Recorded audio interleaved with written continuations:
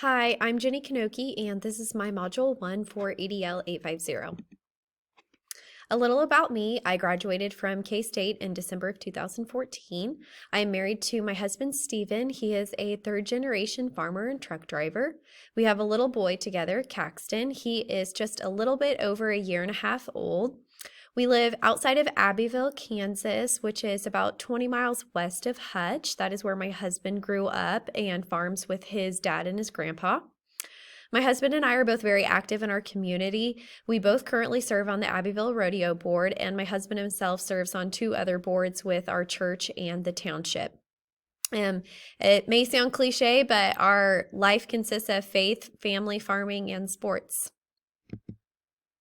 For my work environment, I teach at Fairfield USD 310, which is a very unique district. It is 6 communities that go together and make our school. Our school is literally out in the country. We are not in a town, and so it makes for an interesting dynamic and situation sometimes. We cover 435 square miles in our district, so it's a small school, but a really big square mileage that we cover. This is my 7th year in education. My first year I taught 2nd grade, and then I had the opportunity to move down to 1st grade, and this is my 6th year teaching 1st grade. I am also the head high school volleyball coach. I am currently sitting in my classroom on a Saturday night. My volleyball season just wrapped up today with sub-state, so I didn't even go home. I just stayed in my classroom and got this done.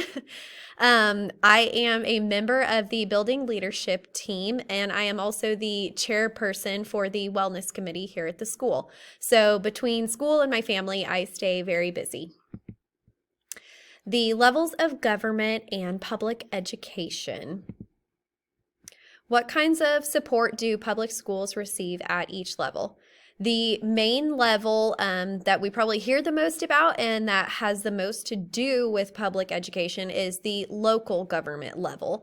And that is governed by the school board, and those school board members can be either elected or appointed. I did not know that they could be appointed by a school council or by a city council or the mayor. That was something that I learned.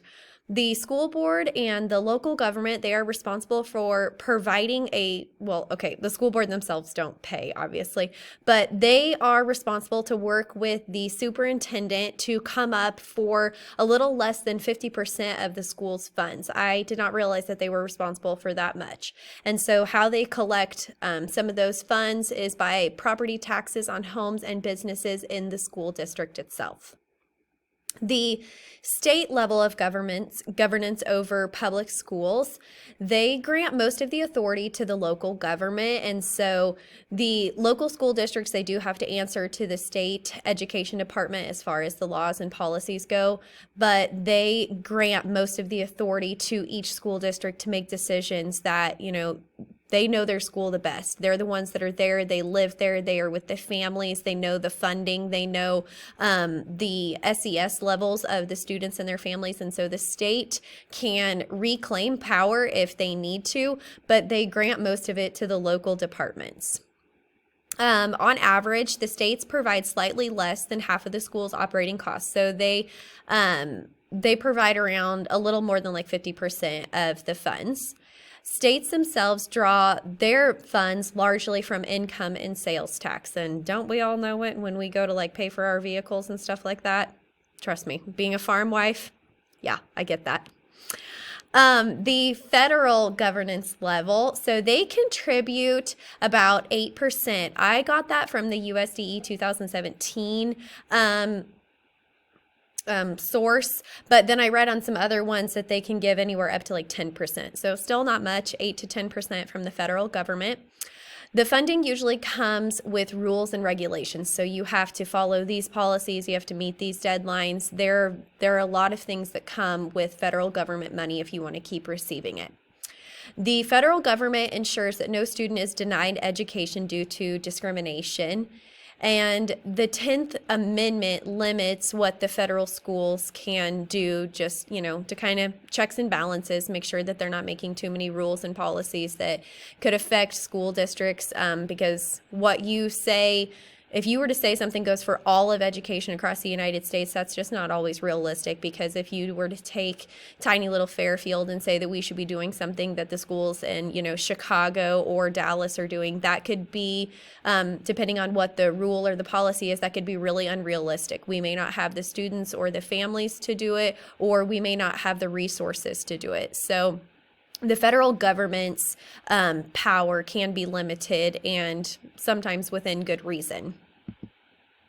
Levels of governance. So at the local level, the school board members, they are volunteer, they are not paid, and they are elected or appointed.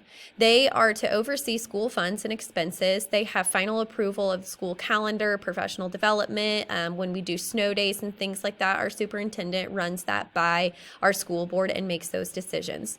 They can oversee bond issues and when we need to do different levels of school improvement, and they have the final approval and signature of hiring employees. The superintendent is a paid position, and the superintendent manages applications of grants. I know our superintendent, she is super busy applying for grants all the time, trying to get as much money and resources and different, I don't want to say treats, but like our daycare and our preschool. She's constantly looking into grants for them so that we can better serve those areas. The superintendent also prepares the compliances and paperwork for the school board. So between the school board and the superintendent, they have to work together and communicate to make sure that we are staying compliant with the state and federal laws and policies so that we keep receiving funds from them.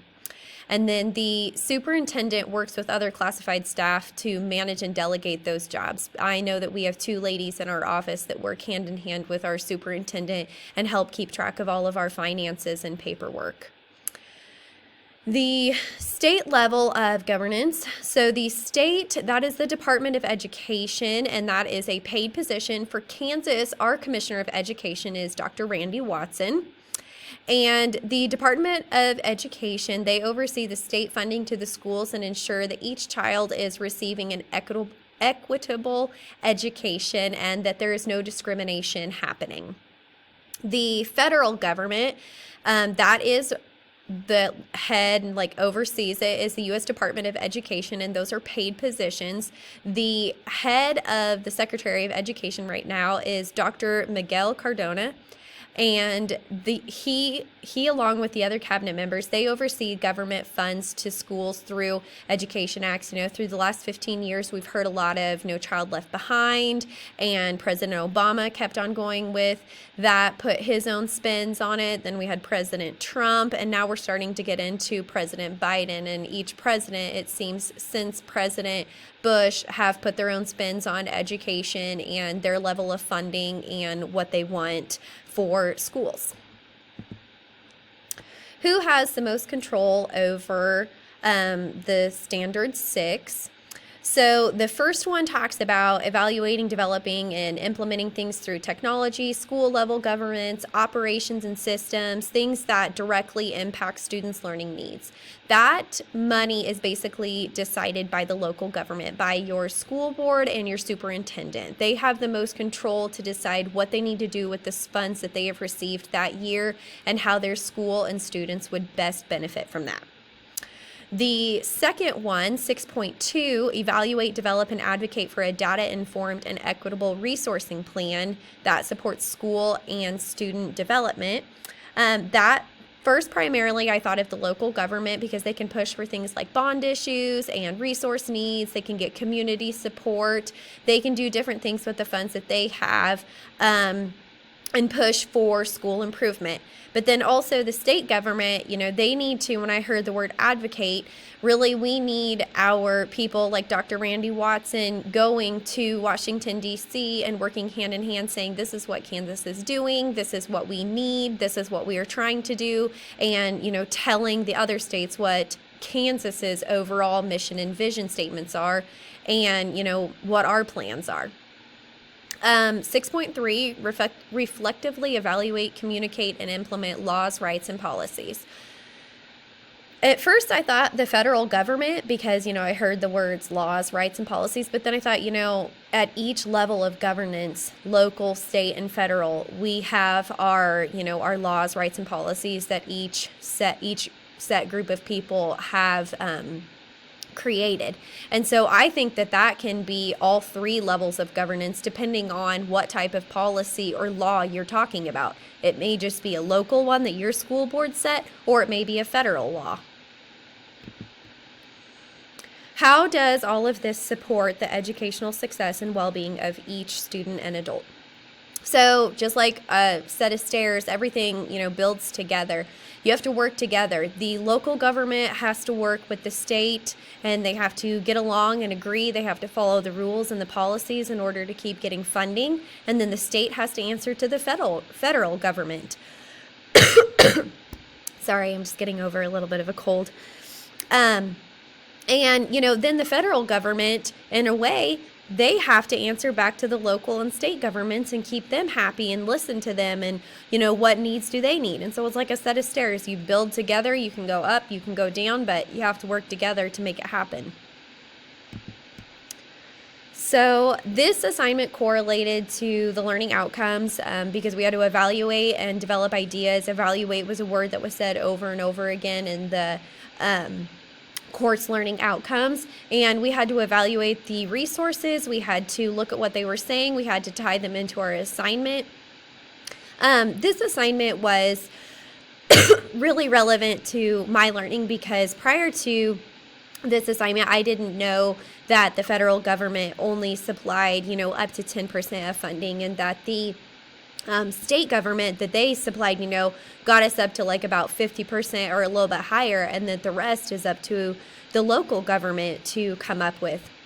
And so that was really interesting to me. I feel like since I'm getting ready to finish up my formal school learning, that this is I have a lot that I need to learn still, but this is one of the final formal things that I need to learn about. I don't know much about the funding and the laws and the policies that go into largely what our superintendent and school board do. And so I have a lot more respect for what those people get together and decide and what they communicate about and how they're constantly looking further into the year, and they're looking, they're coming up with a 1-year plan and a 5-year plan and a 10-year plan.